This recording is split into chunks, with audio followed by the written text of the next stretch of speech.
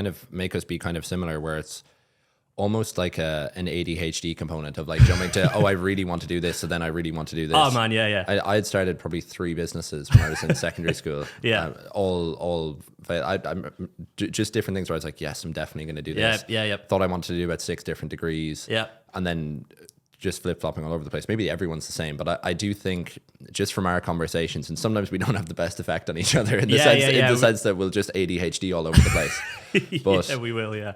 But this is interesting. There's two things I want to go into there. So where do you think, I don't want to say it's like an erratic sort of behavior, because I wouldn't say that about either of us. Yeah. Because I think it is actually a good thing. Yeah. In the sense that it gives you real kind of action. It gives you sort of activation energy. Yes. I would call it, to actually do things, is to have that. Yes, you don't sit around and dwell on things or overthink things. You can just kind of boom, okay, this is the right decision, we're going to go. This is where we need to go, bam. It's the speed of action. And bam, and you need that. Yeah. And so I know, have you always sort of had that more where, because there are a number of things we've gone through in terms of like you being in the Naval Reserves, being an auxiliary nurse, wanting to do medicine, but you also got really into rugby when you were younger. I know you were playing for the Sale Sharks, which is obviously pretty high level stuff as well. Yeah. Have you kind of followed this trend of like a couple of years you wanted to be a pro kickboxer? Yeah. Do you know,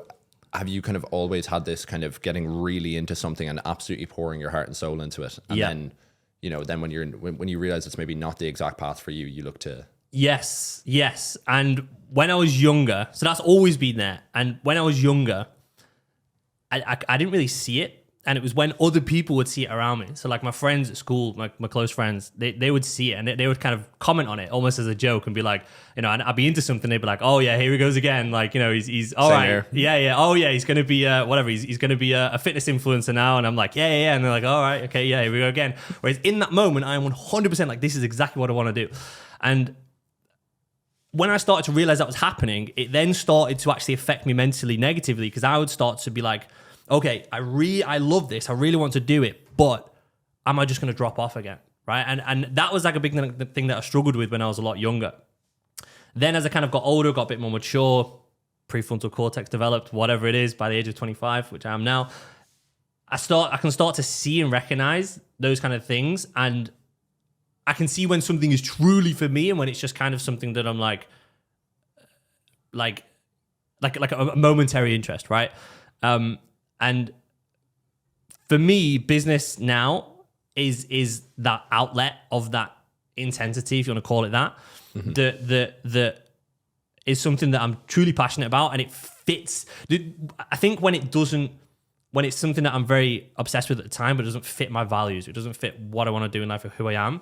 Whereas this lifestyle in business, it fits that, right? It has that element of self-development, always wanting to get better, building a team of amazing people around you, doing good in the world, right? Being able to help people, being able to do all this, like that it fits my values. It fits who I want to be, and I absolutely love it.